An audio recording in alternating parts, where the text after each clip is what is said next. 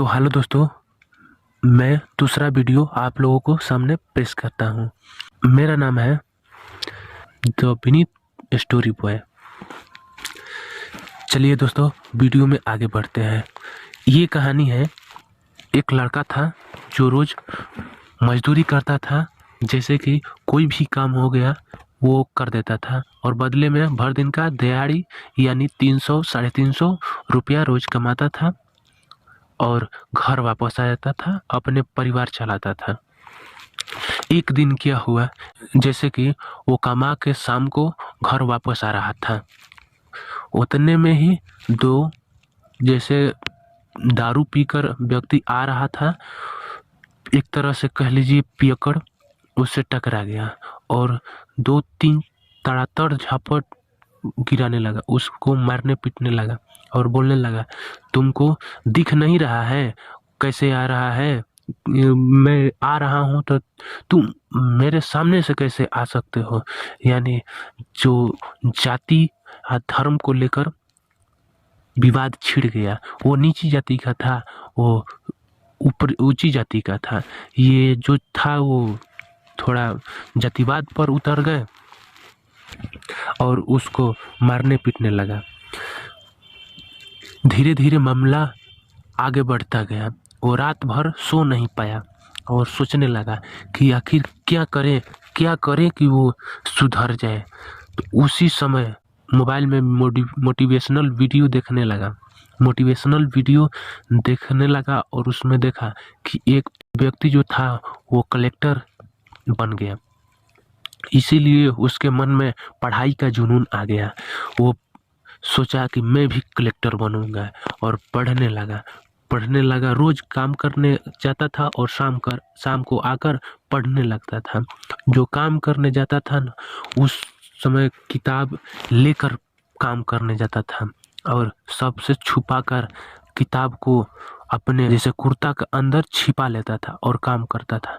जब उसका टाइम मिलता था वो पढ़ने लगता था।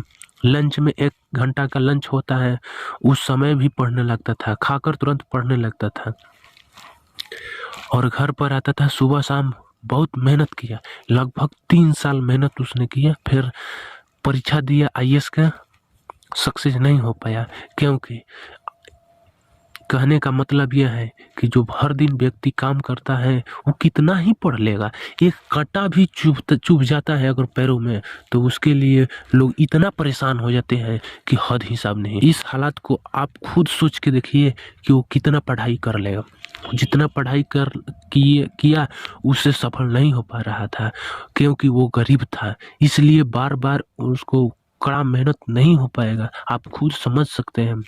उसके बाद वो क्वालिफाइड था, वो 12वीं तक पढ़ाई किया हुआ था, जैसे तैसे करके 12वीं तक पढ़ाई किए थे और मैट्रिक में इतना नंबर नहीं होने के कारण वो आर्मी में नहीं फॉर्म भर सकता था।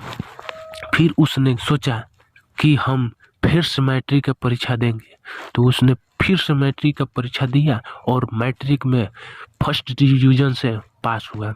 और उसके बाद आर्मी का फॉर्म भरा, यानी फौजी का फॉर्म भरा, उसमें सिलेक्शन हो गया। भगवान के कृपा से उसको सिलेक्शन हो गया। उसके बाद वो बॉर्डर पर गया, कश्मीर की कोई लद्दाख शहर में शायद उसका ज्वाइनिंग हुआ था। और उसके बाद वो घर वापस आया, छुट्टी में 2 सालों के बाद घर आया, पूरा वर्दी के साथ वापस आया और उसके सामने खड़ा हो गया और बोला कि अब बताओ हम तुम्हारे साथ क्या करें। उस दिन मैं साइड से जा रहा था और तुम उस साइड से आ रहे थे, फिर भी तुम मुझे नीची जाति बोलकर विवाद छेड़ दिया था। अब बताओ हम तुम्हारे साथ क्या करें। वो बोला कि हमारे छत पर चलो, हम आपसे, वो तुमसे नहीं, हम आपसे बात करेंगे, ऐसे बोला। और ले गया और बोला कि हमें माफ़ कर दो। उस वक्त का बात दूसरा था, हम बहुत शर्मिंदा हैं। बहुत गिड़गिड़ा कर बोला, इसने माफ़ किया। लेकिन दोस्तों, समय सबका बदलता है, सबका समय आता है। आप लोग सुरक्षित रहे, सतर्क रहे। आप लोग किसी को नीचा दिखाइएगा मत। कभी भी आप लोग नीचा दूसरे को नहीं दिखाइएगा, क्योंकि हर एक इंसान का समय आता है।